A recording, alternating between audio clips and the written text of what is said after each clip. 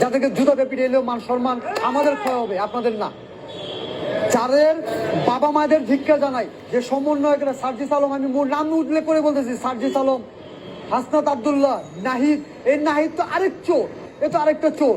ঠিক আছে, সিলেটে নাকি 12 কোটি টাকা দুর্নীতি, সার্জিস আলমের বাসায় 2 কোটি টাকা, এই হাসনাতের বাড়িতে 100 কোটি টাকা, এরকম তো আরো অনেক আছে। ওই যে নজরুল, আসিফ নজরুলের বাড়িতে কোটি করে 5 কোটি টাকা নিয়ে একজনকে ছেড়ে দেয়, 2 কোটি টাকা আরেকজনকে বর্ডার ক্রস করে দেয়।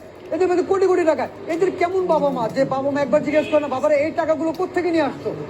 এই প্রতিটা টাকা বাংলাদেশের জনগণের অভিশাপের টাকা। এক একটা অভিশাপ 100টা বিষাক্ত সাপের চেয়ে বেশি। এগুলো কেন তার বাবা মা বলে না? ধিক্কার জানাই। তাদের তো লজ্জা থাকা উচিত। এবং কি তাদের আত্মীয় স্বজনদের আমি বলি, তারাও যদি বলতে পারে না, তোমার ছেলে 5 লাখ টাকা 2 লাখ টাকা দামের মোবাইল ইউজ করে, 1 কোটি টাকা দামের গাড়ি ইউজ করে, গাড়িগুলো কোথেকে পায়? যে একটা শার্ট কিনা, নতুন শার্ট কেনার সামর্থ্য জান নাই, সে আজকে 2 কোটি টাকার গাড়িতে চড়ে ঘুরতেছে। কোথেকে আসছে টাকাগুলো? এগুলো তাদের বাবা মা তাদের কোনো প্রশ্ন করে না। আমি ধিক্কার জানাই, লজ্জা লাগে আমার এদের কথা বলতে। তবে এই যে আগুন দিছে কিছু দেখে, এটা কালা দিছে। আপনি কি মনে করেন এই আগুনটা লাগছে? ইম্পসিবল। এই আগুনটার সাথে এখানে উপদেষ্টা সমন্বয়করা জড়িত আছে। বর্তমান এই সরকার যাওয়ার পর থেকে আমরা কঠিন অবস্থায় আছি, কঠিন অবস্থায়। মানে কি হাসিনা যাওয়ার পর থেকে, মানে কারণ হয়েছে কি, এই যে রাস্তা মন করেন, ধরেন একটা সাপোজ 20টা রাস্তা আছে, 20টা রাস্তার মধ্যে যদি 8টা বন্ধ করে থাকে, তা আমরা চলাফেরা করুন কোন জায়গায়? বৈষম্য বিরোধী যে আন্দোলন হলো, ছাত্র আন্দোলন, আদৌ কি বৈষম্য দূর হয়েছে?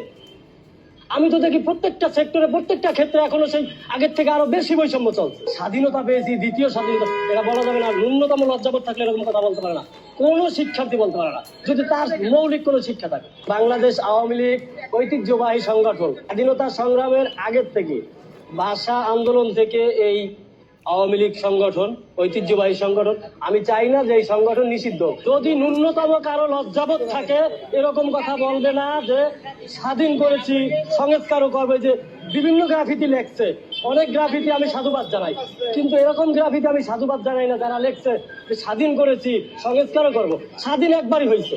দেশ তো শুধু ছাত্রের না, শুধু ছাত্রেরাই দেশে বসবাস করে না, আমরাও বসবাস করি। বর্তমান সরকার এগুলো ম্যান্ডেট করতে পারতেছে না, আর উনি রাজনৈতিক কোনো ব্যক্তিত্ব না, ওনারা দেওয়া সম্ভব না। এখানে প্রয়োজন, খুবই জরুরি প্রয়োজন রাজনৈতিক ব্যক্তিত্বের। আমি আপনাদেরকে প্রশ্ন করতে চাই, বৈষম্য বিরোধী যে আন্দোলন হলো, ছাত্র আন্দোলন, আদৌ কি বৈষম্য দূর হয়েছে? আমি তো দেখি প্রত্যেকটা সেক্টরে, প্রত্যেকটা ক্ষেত্রে এখনো সেই আগের থেকে আরো বেশি বৈষম্য চলছে। আওয়ামী লীগ সরকারের আমলে আমরা যে শান্তিটা পাইছি, কোন সরকারের আমলে পাই নাই। আমাদের কাছে আওয়ামী লীগ সরকারই ভালো ছিল। কোন দিকে না দিছে, যার ঘর নাই হ্যাঁ ঘর করে দিছে, মানে ব্যাগ করে পোলা বান্ডা পড়ে থাকলে ওর বাতাটা বন্ধ দিছে আওয়ামী লীগ সরকারে। বহুত কষ্টের মধ্যে আছি বাবা, বহুত কষ্টের মধ্যে আছি। কি বলবো তোমরা লোকে? আগে যে কামাইটা ছিল, বর্তমানে বাবা এই কামাইটা আমাদের নাই।